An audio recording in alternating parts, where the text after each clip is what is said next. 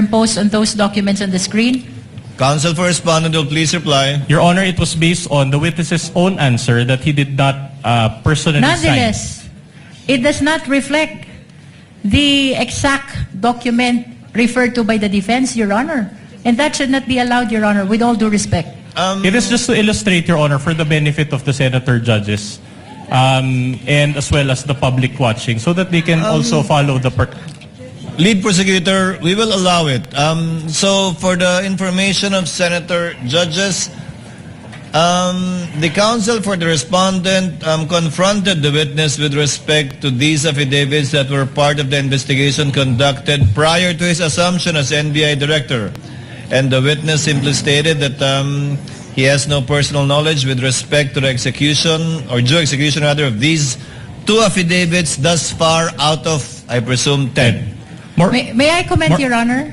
The lead prosecutor may register her comment. May I know what is wrong with just presenting the exact document instead of those which are marked with XX? Your Honor, I'm afraid it will give a wrong impression to the viewing public that those XX has something to do with inability, perhaps, or whatever impression it may give to the witness with respect to the to attending to the subpoena, Your Honor.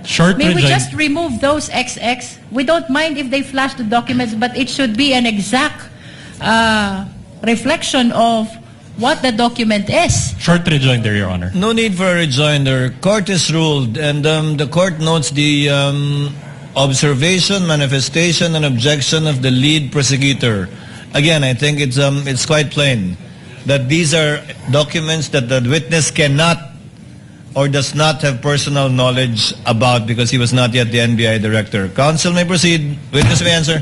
All right, I'll move on. Are you aware that the subpoena was issued to Red Mendoza of Manila Times?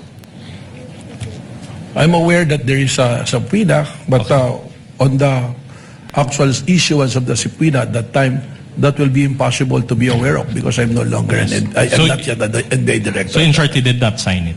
I did not sign okay. it. I think it was signed by Glenn Ricarte. That's enough, okay. Now, are you aware also that the subpoena was issued to Bons Magsambol of Rappler?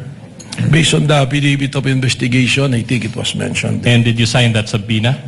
It is again signed by a certain Glenn Ricarte. Are you aware that the subpoena was issued to Ana Rosario Malindog-Uy, also of Manila Times? Again, based on the investigation report. And did you sign that subpoena? No.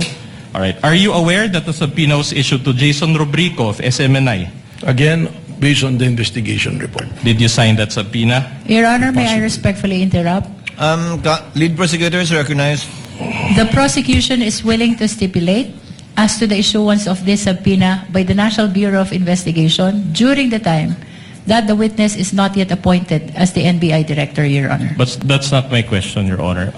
Anyway, Your Honor, unless you're willing to stipulate, counsel, to abbreviate the proceedings, that insofar as the questions of the counsel for respondent is concerned, that for the remaining 4 subpoenas, that the same answer of the witness for the previous 6 ones will be the same.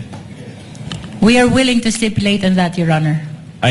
We are not willing to stipulate, Your Honor. We'll just ask for a ruling from the court. In that case, witness may proceed. A witness may answer. Counsel will please proceed. All right. Are you aware that the subpoena was issued again to Jason Rubrico of SNM9? Same answer, Your Honor. Okay, same answer. And you did not sign that subpoena for Jason? I said Rubrico. same answer, Right. Your Honor. Are you aware that the subpoena was issued to Michael Flores of Reuters? Same answer, Your Honor. Your Honor, may we ask, Your Honor, that the lawyer of the prosecution do not supply anything or make any comment near the witness because it may affect us. Is he, the assisting counsel may not supply any information to the witness other than merely observing the document being shown to him by assisting counsel for respondent. Counsel may proceed. Mr. Presiding Officer, may I speak? Yes, Director. The counsel is not telling anything, but may I request not to cover me so that the people can see me. Yes, that may be granted by the presiding officer. Thank you, Your Honor. Assisting counsel, kindly sit beside the assisting counsel stand beside the assisting counsel for the respondent. You may proceed, counsel, for the respondent. Are you aware that the subpoena was issued to Mikhail Flores of Reuters? Same answer, Your Same Honor. answer. You did not sign it. Okay. Are you aware that the subpoena was issued to Trixie Cruz Angeles? Same answer. And you did not sign it. Okay. Are you aware that the subpoena was issued to 2 OVP personnel? And did you sign the subpoenas? Same answer. All right. So not a single one. Now, my next question to you is this. Did you oversee any interview that was conducted in the fact-finding investigation? Your Honor, the question is vague. If the witness is a lawyer and is competent to Your answer, Honor, if he knows, Your Honor. Your Honor, during the direct, it was established that there were 2 investigations. The first investigation and the current investigation of the STF. Then the defense need to specify which investigation is he referring to. The affidavit. Counsel will please clarify. Okay. Did you oversee an interview that was conducted in the investigation that was covered by the affidavit of investigation? As mentioned in my testimony, I was appointed only on February 20, 2026, and it's very unlikely to be part of the investigation prior to that. Okay. So, are you aware that there were at least 4 interviews that were conducted? Your Honor, asked and answered. That is a different question, Your Honor. Nonetheless, Witness may answer. I'm not aware because I'm not yet there. Okay, so are you aware, let me be more specific, are you aware that an interview of Dempsey Reyes of PDI was conducted?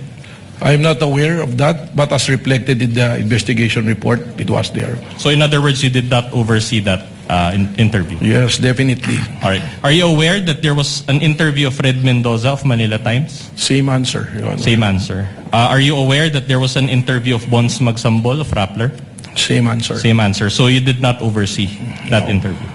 And are you aware that there was an interview of Jason Rubrico? Did you oversee this interview? Again, same answer. Same answer. Okay.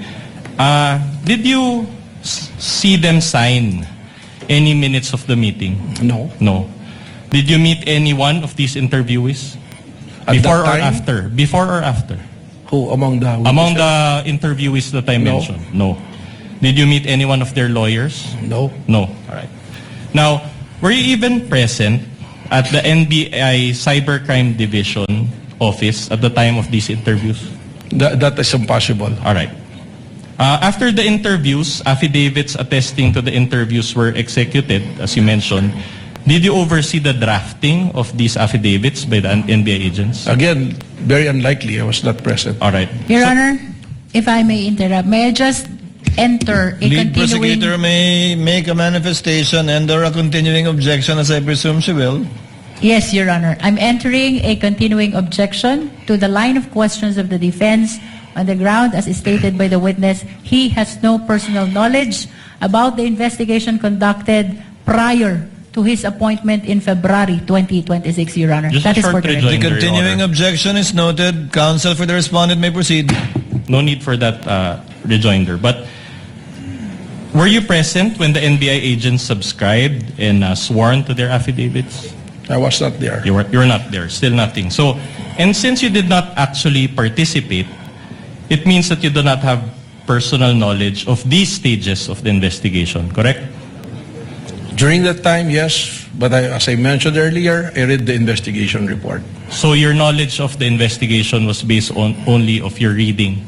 That is absolutely correct, All right. and upon the discussion of the investigating officers. Okay, very well. Now, were you present at the November 23, 2024 press con?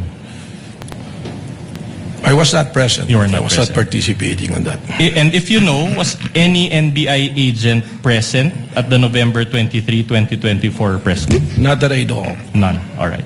So in layman's terms, for the benefit of this honorable court and the Filipino people watching, and I'll phrase my question in Tagalog. So sa kabila po ng pagtestigo po ninyo ngayong araw, inaamin nyo ba na wala kayong personal na kaalaman sa nangyaring investigation starting November 23, 2024? Malinaw naman po yun. At ang korte po, I can take judicial notice of the fact na hindi pa po ako NBI director ng panahon na yun. So you're confirming that you do not have personal knowledge because you were only appointed as NBA director a year later or on February 20, Your Honor, ask and 2026, answer correct? question. No, I haven't even asked that question, Your Honor. Kindly let counsel finish. So again, I will repeat. So the reason for this is that because you became NBI director only a year later or on February 20, 2026, correct? Tama po. All right. Okay. So prior to February 20, 2026, you do not have any personal knowledge of any investigation, correct? Nababasa ko lang po sa balita mga pangyayari.